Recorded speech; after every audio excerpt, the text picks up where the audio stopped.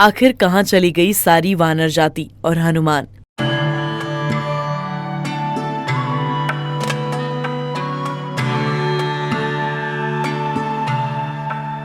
धार्मिक ध्वनि। दोस्तों, रामायण काल में प्रभु राम जब सीता माता को लंका लेने जा रहे थे, तब उन्होंने वानर सेना का गठन किया था। भगवान की सेना में आदिवासी, भील, वानर, भालू, गिद्ध आदि सभी शामिल थे, जिसके बाद राम जी ने उनकी सहायता से लंका पर विजय प्राप्त की। लेकिन क्या आपको पता है कि अब वो सेना कहाँ चली गई और हनुमान जी का क्या हुआ? दरअसल ओराव आदिवासी से संबंध लोगों द्वारा बोली जाने वाली कुरुक भाषा में टिग्गा एक गोत्र है, जिसका मतलब वानर है। वैसे तो वानर का शाब्दिक अर्थ वन में रहने वाला नर होता है, वह लेकिन मानव से अलग होते हैं, क्योंकि वन में ऐसे भी कई तरह के नर रहते हैं जिनकी पूंछ निकली हुई होती है। इस विषय पर शोधकर्ता कहते हैं कि आज से करीब 9 लाख साल पहले एक ऐसी विलक्षण वानर जाति भारत में थी जो आज से 15 से 12 हजार साल पहले गायब हो गई, या यूं कहे कि लुप्त हो गई, जिस जाति का नाम कपी था। अंजनी पुत्र हनुमान का जन्म भी कपी नाम की वानर जाति में ही हुआ था। इसी के साथ जानते हैं कि प्रभु राम ने कैसे बनाई थी वानरों की विशाल सेना।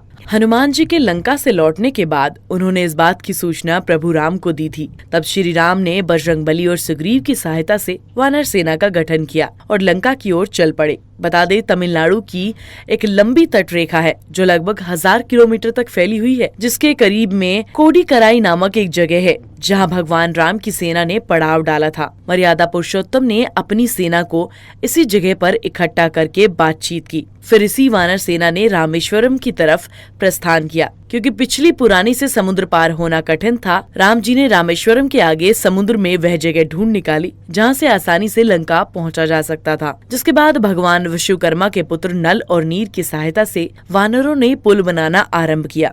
पुल की मदद से वह सभी लंका पहुँचे, जहाँ प्रभु राम ने अपने कौशल से लंकापति रावण का अहंकार चूर चूर कर उसे मृत्यु की गोद में सुला दिया। फिर माता सीता को लेकर वह पुनः अयोध्या वापस आ गई। वैसे दोस्तों, बहुत से लोगों के मन में सवाल उठता है कि क्या सच में हनुमान जी वानर थे?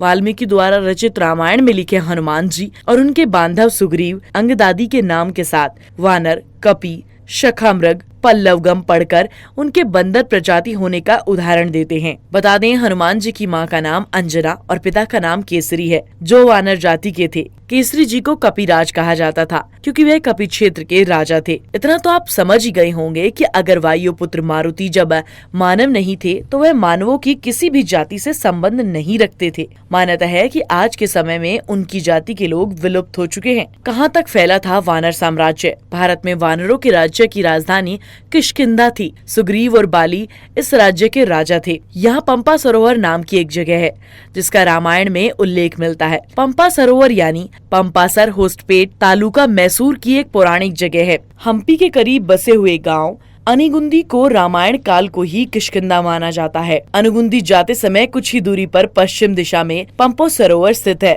किष्किंधा के ही आसपास काफी बड़े क्षेत्र में घना वन फैला हुआ था, जिसे दंडक वन या दंडकारण्य वन कहा जाता है। यहाँ रहने वाली आदिवासी जाति को वानर कहा जाता था, जिसका मतलब होता है वन में रहने वाले लोग।